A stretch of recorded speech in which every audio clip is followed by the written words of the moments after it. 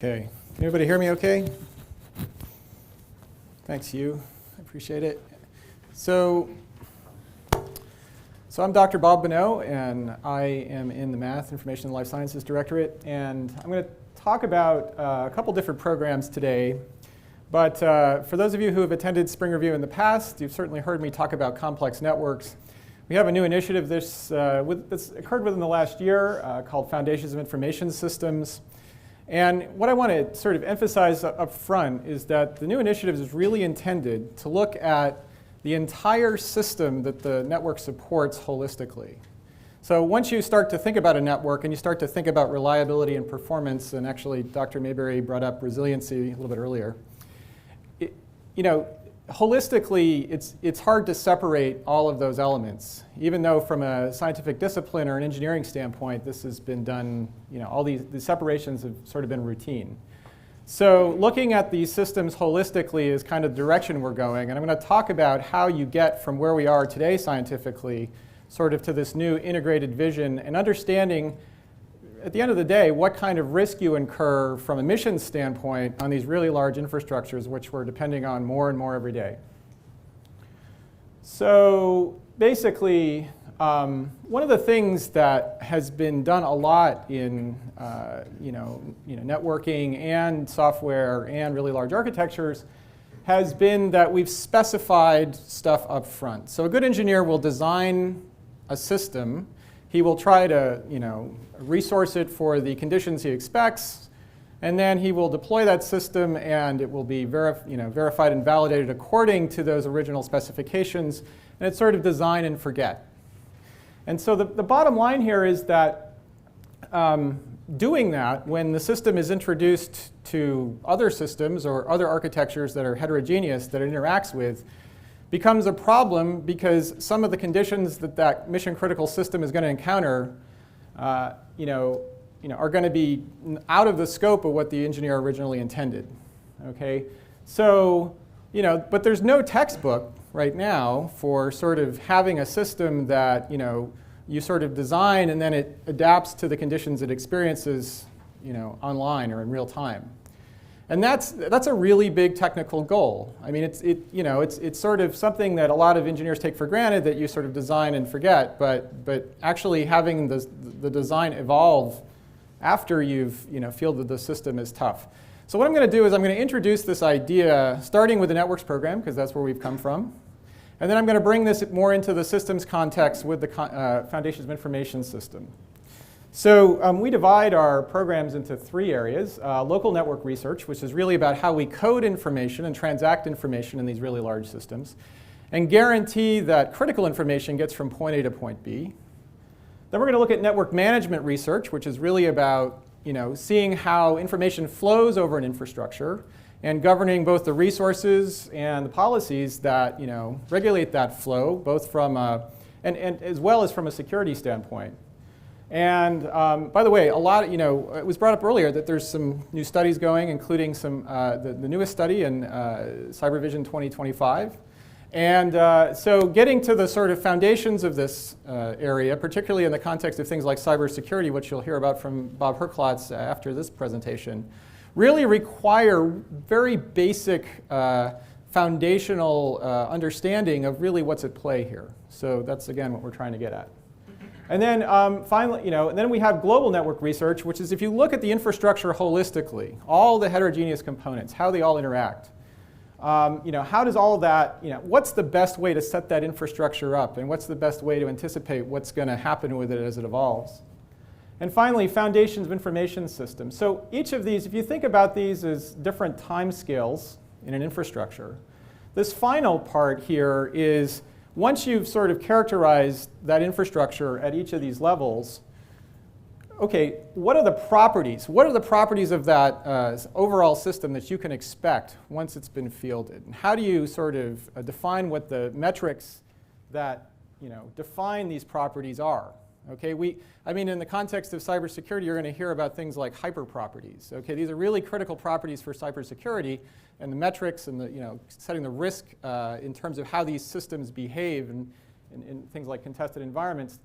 we want to understand how to construct those properties rigorously in terms of these other mathematical areas. So I'm going to draw you a picture. I mean, I think it's always better with a picture because what we have today is a very heterogeneous set of components in a very distributed infrastructure, which is dependent on a lot of stuff. Okay? So we depend on everything from our terrestrial networks and our optical fiber backbone networks all the way to our space networks and our forward tactical networks. And when all that stuff gets combined and we rely on it for life-critical functions, we need to understand how it's evolving because people are always adding new applications to this infrastructure. And so one of the biggest things about what we're doing in this program is that we're going to measure the system. We're not going to take it for granted. We're not going to think that it's always within its current operating mode and everything's great. Because stuff changes, and we need to understand how it changes. And like I said, I'm going to draw these into the different areas I just talked about. So local network research and systems analysis assures critical information delivery. How does it get from point A to point B? And this happens at fairly short timescales in these infrastructures. Network systems management research is really about looking at how information flows from point A to point B and how you set resource policies, how you set security policies, and how you essentially govern the system once it's in operation. And global network systems research is about predicting the performance overall. When you have this really large infrastructure, can you tell it's going to meet your mission objective? And can you set a risk or can you set a confidence on doing that? And then the last part, which brings it all together, is the foundations part. So if we look at this whole activity here, this whole right part, as sort of setting up and understanding the components of the system mathematically or statistically, then what we can do is we can represent this trade space here in all of its possibilities, and that's what the system properties are. Essentially looking over all the possibilities you could live in over here and characterizing them. And that would be things like, is this infrastructure secure? Can I tell that? By what metrics do I define that? Exactly what are the properties that define whether the system is going to be resilient to the next set of disruptions, whatever they are, or is it going to collapse? And can I predict that? Is our functionality and our mission going to degrade? And that comprises a feedback loop, which is the new this is the new thing. So I didn't just design and forget this. I designed, characterized, measured, understood what the properties are, and then essentially govern the system accordingly as it evolves, as it changes. That's a big science challenge to do that. We've done this in a lot of very limited contexts. When you try to do it with these really large system architectures, putting it all together is a big challenge. Okay? Great. So I'm just going to show you very quickly what each program's goals are. I mean, if you've seen this presentation before, you can see what these goals are. You've seen this in the past. But basically, as I said, in the first part, we want to preserve critical information structure. We want to ensure network and system robustness. We want to find invariant properties for an infrastructure. This is complex networks. And we want to develop a unifying mathematical approach to characterizing that. And because we want to preserve information rather than just delivering packets. We want to quantify the likelihood of a given network management policy to support critical mission functions overall. And we want to predict and manage network and system failure comprehensively. So that's complex networks. Foundations of information system takes that farther. So what we want to do here is we want to model the entire system based on the things that we discovered from the mathematical invariants from complex networks. And we want to do this from a measurement standpoint. And so if you want to know whether your system's behaving like you expect it should, things like verification and validation happen here.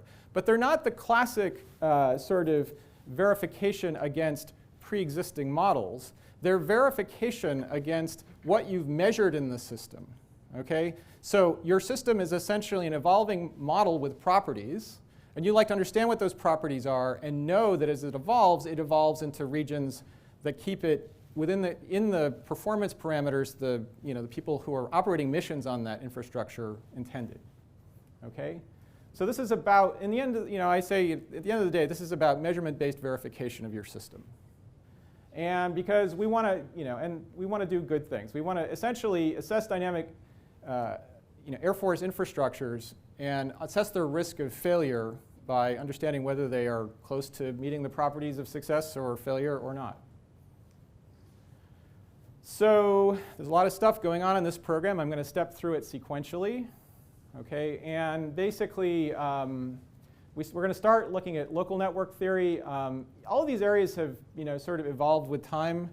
So coding theory is evolving, and so that's why we kind of have it flat, because actually coding theory, the actual definition of coding theory, which I'm going to talk about, is changing. Okay, how we code in these infrastructures. In network management, understanding how to sparsely or with minimal resources do these assessments online is a big deal. Doing it in a distributed fashion is a big deal. How do you make that happen? Okay. And then in the context of global network theory, we want to essentially define invariant metrics for analysis of network performance. And in that global infrastructure, we want to be able to essentially categorize where we live in a state space of options. And finally, in the information systems research, we want to know what the right state space of options to live in, what it is, where we should be living with this dynamic system so that it actually gives us the performance we expect. So again, I'm going to sort of skip through. What I'm going to do is kind of build sort of what our trade space is. So I'm going to do that, and I'm going to skip to a couple individual projects. Then I'm going to sort of build a little bit more of the trade space, skip to a few individual projects. So you're going to see examples of what I'm talking about throughout. Okay, so I'm just going to illustrate pretty much everything I just said now sequentially. So in the coding context, we deal a lot with things like packets. But we don't have to deal with just packets. In the context of software, we can deal with register variables. In the context of hardware, we can deal with registers. What we're basically talking about is information units. And each of these information units live at different time scales. So this is the shortest time scale. This is where the content in an infrastructure is exchanged. And so we can code that content differently, depending on what our system characteristics are. So we could code in a very deterministic infrastructure, like an optical or fiber backbone network. We could code with very small, over very small finite fields. That's in the context of just looking at very small packets of information. And that's good in the context of, if you have a very reliable system, you don't have to, continually question whether any information got through. This works pretty well. But when your system is much less reliable, you code more randomly. You distribute more information over a wider area because a large portion of it won't make it there. And you don't want to have to rely on your protocol to essentially continually retransmit. Because in these very heterogeneous dynamic infrastructures, retransmission can actually take up most of your bandwidth in these infrastructures. And this is actually true in many contexts, including, if you think about it in a software context, including cloud computing architectures, which I'm going to talk about. So all I want to emphasize here is that there are different properties depending on the statistical class you code in and the statistical class you architect in as we go along. Up here, you're more robust. So we talked about resiliency. So if you randomly code, you're more robust to disruption. But unfortunately, you incur a penalty for that. You incur more latency, computation, and storage. So these are the kind of properties we can build just by looking at time scale and statistical class. Here we have more latency computation, or excuse me, we have less latency computation and storage at the bottom, but which means we're less robust when we have disruption. But the advantage here is that your latency is much lower. Okay, so you can get stuff through quicker. And then depending on your mission, you may want to do one or the other. So I'm going to illustrate in a couple contexts how this works. So, and by the way, just as a point, what you'd like to be able to do in a heterogeneous infrastructure is live over all these classes, right? So your system right now may be in this sort of unreliable state, but you may be relying more on your core sort of fixed infrastructure later. So being able to dynamically trade over this infrastructure is important. And so to that extent, Muriel Medard at MIT is actually working on a technique that enables very robust coding by essentially sparse approximation. So we send information from point A to point B in an infrastructure. We don't know exactly what's being exchanged because that infrastructure could be highly dynamic. But using parameters like coherence in this context, we can actually adjust the rate of recovery of different classes of information. And that can be parameterized based on how the system is changing.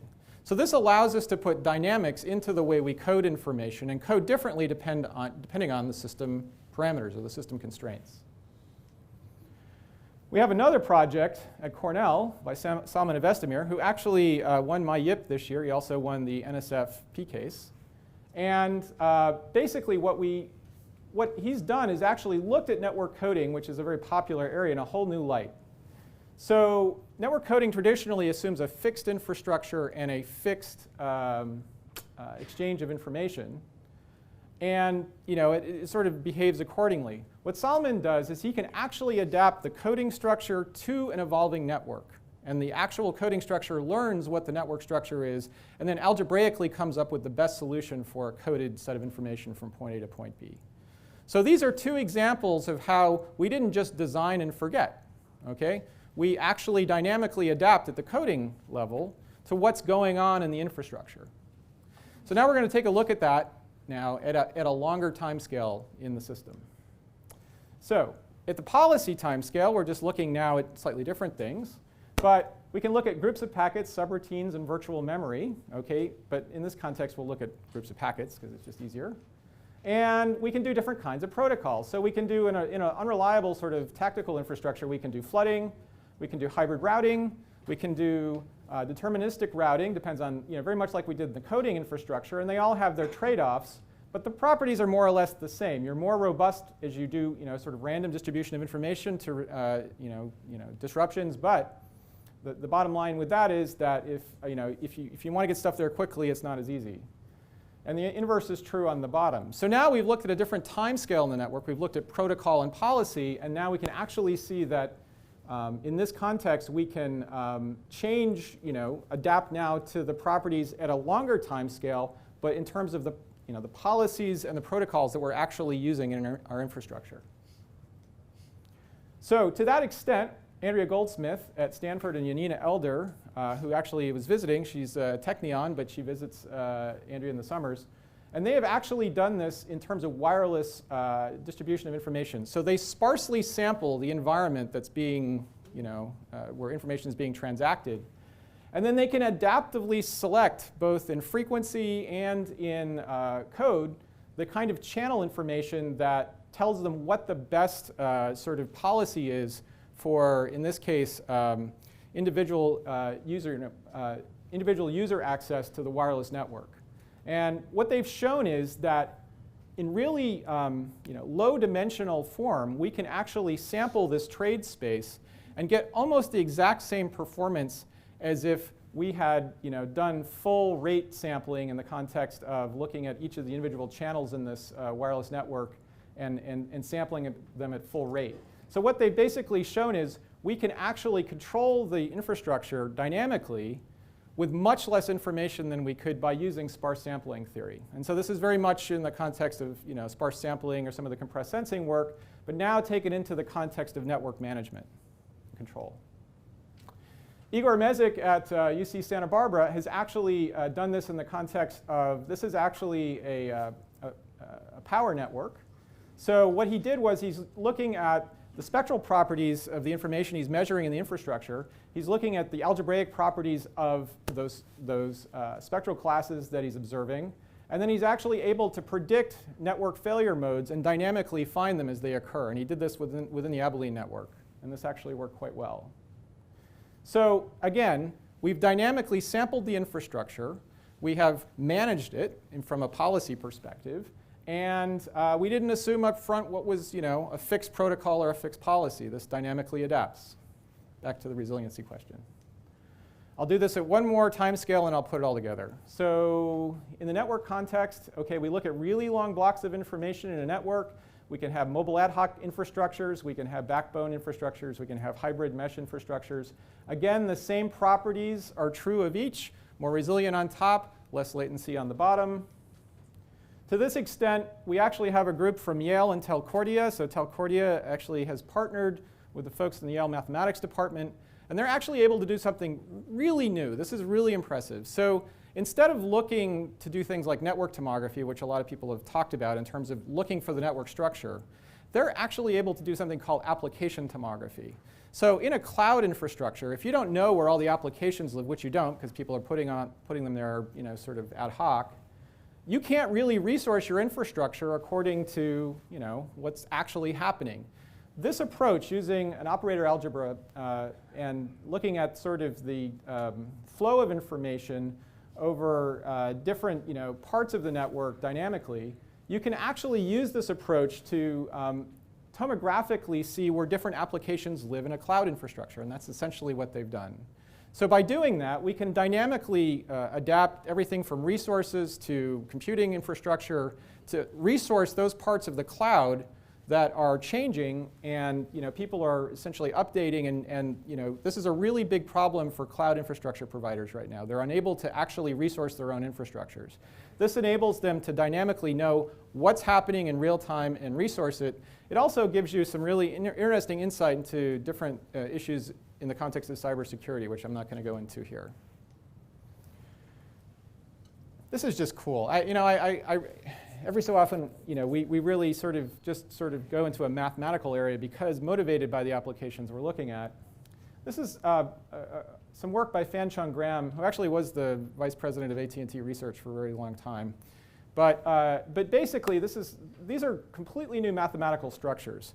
So if you look at the coded information at the very short timescales, and you look at the sort of overall infrastructure globally, basically, what you've got is a very big gap. There's very little math to sort of address the intermediate flows of information over that infrastructure. And that's because sort of looking over small finite fields, we tend to code. That's how we sort of do traditional coding theory. And we have a lot of asymptotic statistics for the really big infrastructures. And so looking for those intermediate regimes where you don't necessarily live on a manifold, you have discrete structures, and you want to characterize their properties, graphlets now give you a very principled way of doing that. And for those of you who are familiar with wavelets, think of these as multidimensional wavelets. They're really cool, and they're going to change the way we analyze data in general, not just networks. But they're inspired because of the network mathematics. Okay, there's a lot to this chart. I'm going to put it together, and I'm going to give you some examples, and then we're going to move on because we've got only so much time. So under Foundation of Information Systems, we want to put this entire trade space together and characterize properties. So I'm going to put each of those areas that I talked about before together, and then I'm going to show you how you actually build properties and look at the trade space of performance characteristics. So we looked at deterministic. So we're going to do this in a statistical sense. We have deterministic content, deterministic protocols, and deterministic architectures. This would be how we would design basically our backbone networks, our optical fiber backbone networks today.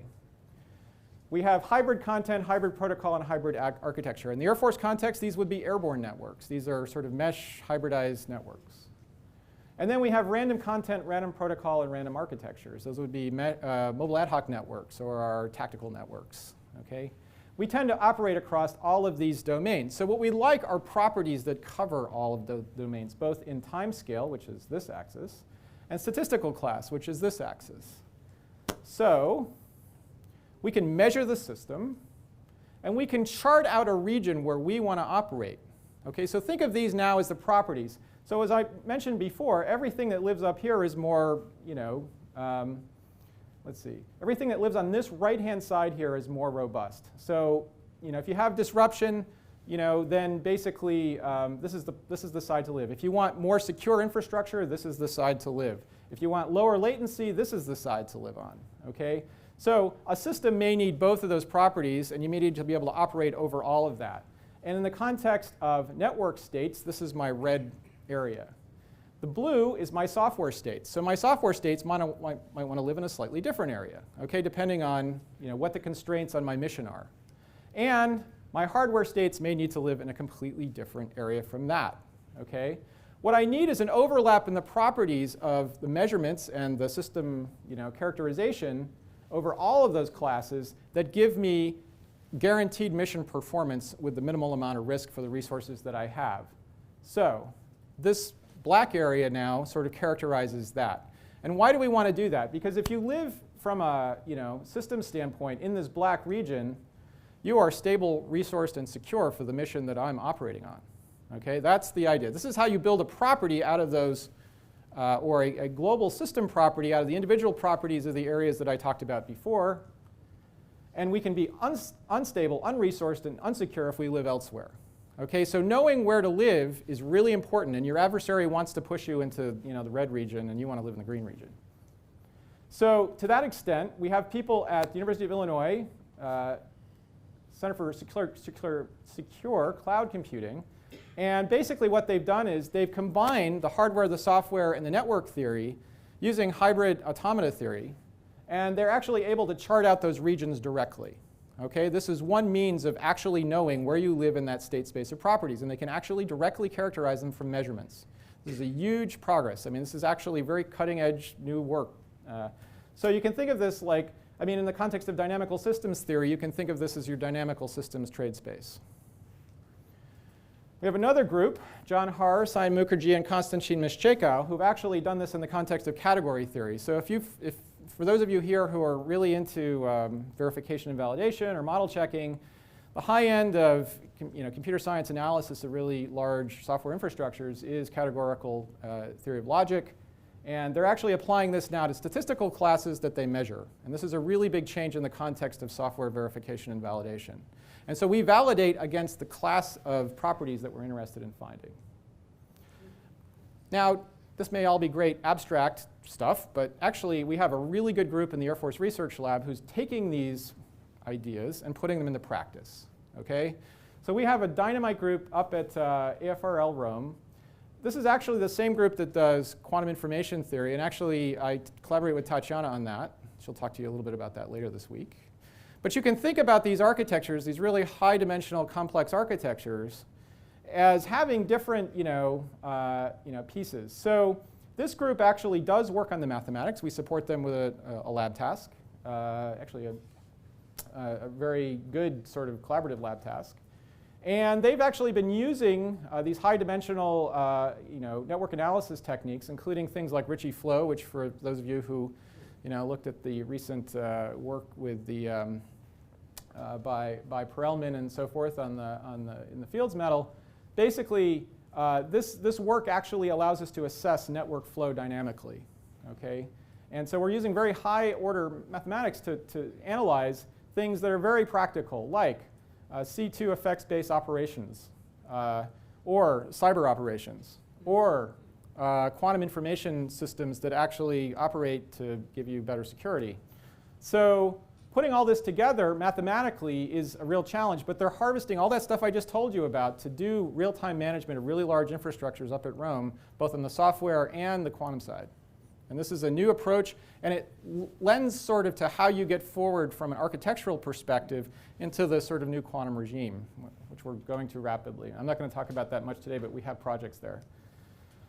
So from a transition standpoint, how do we make all this work? Okay, we have university projects. This is our Muri team. This is actually a team that is doing quantum information theory. We do a lot of collaboration with DARPA. And we have another group doing cloud analysis. I talked about that a little bit. Those go in through programs, in this case the STTR program, DARPA and AFRL sponsorship, into actual systems.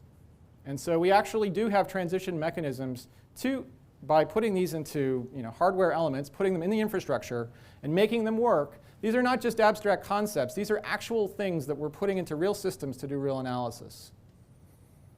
And this is, I think a lot of people are starting to recognize that, that AFRL and AFOSR are taking the lead in this area, not just, and I'll tell you in a minute, not just for the Air Force, but for the entire federal government.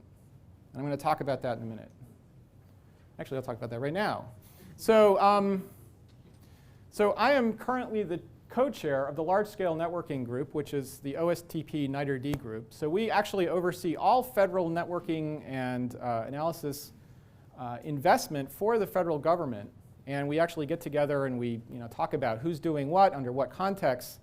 And actually complex networks has become a very popular thing in that context. So we actually are putting together a new national thrust, which is going to be across all federal agencies in complex networks. And you'll hear more about that as the days progress, but basically we got some credit for doing that. At ASD R&E, we've actually collaborated quite a bit with Engineering Resilient Systems. In the other presentation I'll talk about later, we're also working with their High Confidence Software Systems Initiative. And obviously, with Dr. Mayberry here, I can't forget Cyber Horizons, which is now Cyber Vision 2025, one of the most critical Air Force things going on. And then we certainly do a lot with DARPA. I mean, I'm currently the agent for the mathematics of graphs, which is the new DARPA mathematics initiative in networks. I'm also part of the Defense Science Office Mathematics Board of Advisors now. I actually interact in most of the math programs at DARPA, and we talk about what we should do next. The quantum area, we have a program with also Defense Science Office on that. We also have collaborated quite closely in the past with the Strategic Technology Office in deploying some of this stuff. We certainly also work with IARPA. So in the security realm, we have Quantum Computer Science Working Group, which actually is looking at these concepts now as if they were implemented in a quantum system. I mean, this is not that far-fetched. Imagine actually implementing all of your software in quantum states. That's what they're looking at, basically. And then, of course, I also sit on the ARO Network Science Board of Advisors. So I actually go, and I'll be going, and I was at ARL later last year, and I'll be down at ARO this year. And basically, I sit on the group that sort of oversees what's going on in network science. So we collaborate very closely with the Army on that. And then finally, I have a lot of stuff going on with NSF. Be happy to talk about it. But a lot of close collaboration there as well. OK, I just want to jump to other program things that are going on within AFOSR. So we have a lot of close collaboration. You'll see this in the context of Bob Herklotz's next talk in cyber operations. Certainly in the verification and validation of complex systems. Fariba's going to talk about this. We actually had a little workshop out at RV this year. Let's see. Yeah, RV, RW, there were a bunch of them. So basically, this is a really important area. We also certainly work with the physics and materials people, and we have a new joint MURI between information, materials, and physics in this area, hybrid nanophotonics. We certainly work with socio-cultural analysis. I have a joint MURI with Joe on that. We are certainly working very closely with the quantum folks and doing some work with EORD at Cambridge. Scott Dudley talked about that last week. Information fusion, optimization, decision, and biology. We have connections with all of them. So we are a very collaborative group. There's a lot of stuff. I mean, I have a lot of commercial outreach.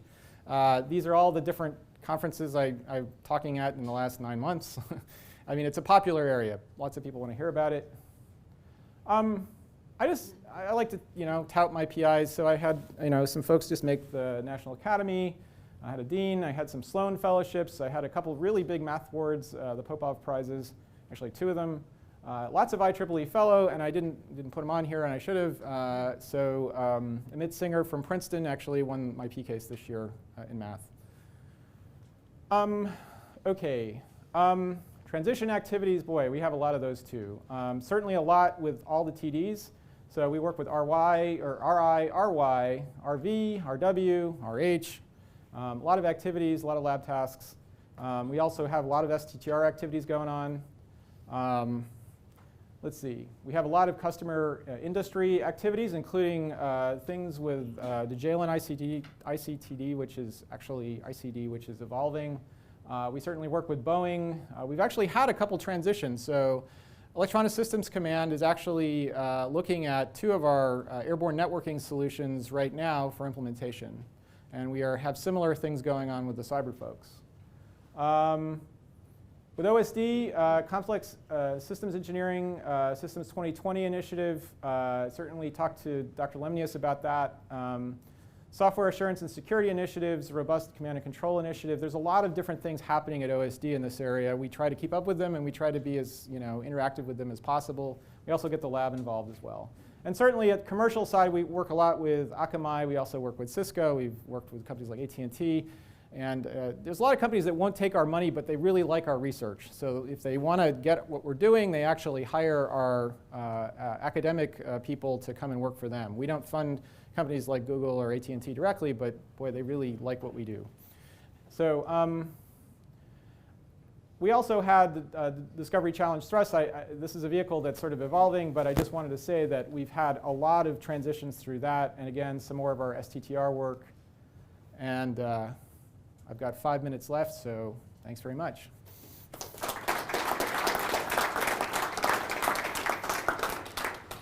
Yes, sir. Oh. Yeah, I guess so. Actually. You'll have to repeat the questions because they don't go out over the net. Okay. Only you do. Okay.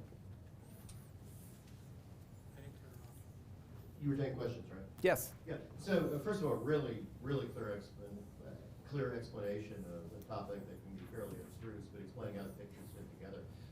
Was wondering if you'd given any thought to, well, in the world of reasoning about very complex physical systems, starting maybe 15, 20 years ago, people started developing in parallel with the more formal mathematical or stochastic modeling, started developing a qualitative calculus of reasoning about such systems when a formal model was either impractical Yes. from a point of view of representation or computational time and so on. And I was wondering whether you or people you know about had started thinking about a parallel qualitative calculus of these types of very complicated networked systems, where it's not a physical device, Sure. but it's an information device. Yeah, absolutely. So a lot of those calculi are based on algebraic properties of systems.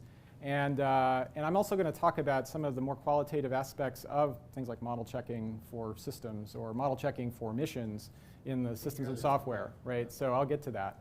But the point is, when you actually look at the root mathematics that binds all those things together, it turns out that understanding what the right level of abstraction to work at is really critical. So knowing what to measure is critical in these processes. And once you've got that, then you can put mathematical formalisms on what those statistical properties of those measurements.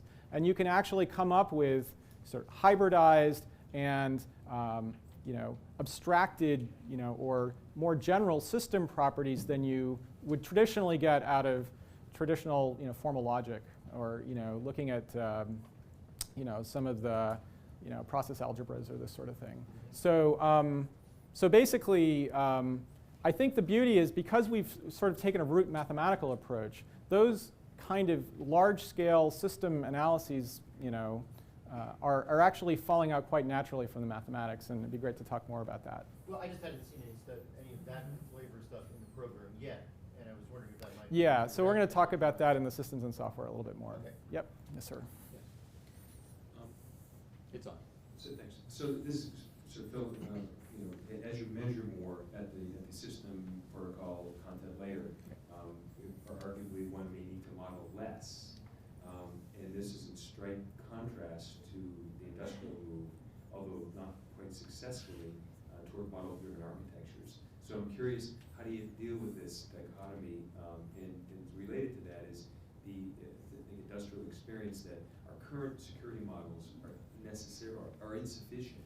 Therefore, we need to build containers or other kind of safety zones, if you will, right. To protect ourselves in or human activities like red teams and fuzzing and other kinds of activities. Absolutely. To basically assure the properties that we can't get with the systematic. So I'm just curious. On the one hand, our model-driven architectures never going to succeed, and so forget models. And secondarily, will we ever get through measurement to really get into the essential properties, because we certainly aren't here today. Yes. Excellent. Thank you. So I'm going to start. What's that? You have to summarize because it doesn't go out on the net. Okay. So the question, there was a two-part question. The first is, are we sort of, how do we look at the dichotomy between model-driven approaches and measurement-driven approaches, right? And then, globally, how do we sort of bring that into this, general systems property, framework, where basically, getting away from our traditional, sort of narrowly focused cyber properties about containing things versus, looking at the, sort of the overall, trade space of possibilities for things like a cyber attack, for instance. So I'm going to address part one first. So I love models. It's not that I don't love models, but lots of people are doing models, as you've talked about before, okay? And the way I look at models is that basically, in a statistical sense, they're priors. They're initial conditions in a mathematical sense, right? I'm going to assume that my system is operating pretty close to where I designed it to be unless told otherwise. That's a prior or initial condition. And then basically what I'm going to do is I'm going to essentially measure stuff and try to prove myself wrong. And if the measurements take us into a space or a domain that aren't covered by the models, that's okay. Okay, so that's how I look at that dichotomy. I think if you've modeled a system well and it works, great. I'm talking about the many, many cases where it doesn't, which is part 2 of your question, right? Which is, okay, I have all these sort of narrow point solutions for things like addressing, you know, a particular cyber vulnerability or whatever it is, right? The reason we've looked at these property spaces, which I'm talking about, is that those tend to be invariant over a much wider class of vulnerabilities than you would ever get in the context of a very narrow sort of, you know, point solution to patch or, you know, sort of fill a hole and move on, right? And the other thing is that's really interesting, and I thank you for bringing that up, we can actually look from all of the measurements that we've made, you know, which may be limited, of a particular vulnerability, and then find the rest of the trade space that hasn't occurred yet or we don't know about. And that lets us actually get ahead of whatever that, you know, particular vulnerability might have been in cases that we haven't seen yet. Okay? So that's the advantage of going down this properties road, essentially, mathematically and otherwise. And it's actually starting to yield real results, and actually some of the Yale Telcordia work actually directly shows that. And we'll be talking about that later in the next few weeks, actually, so you'll get to see that.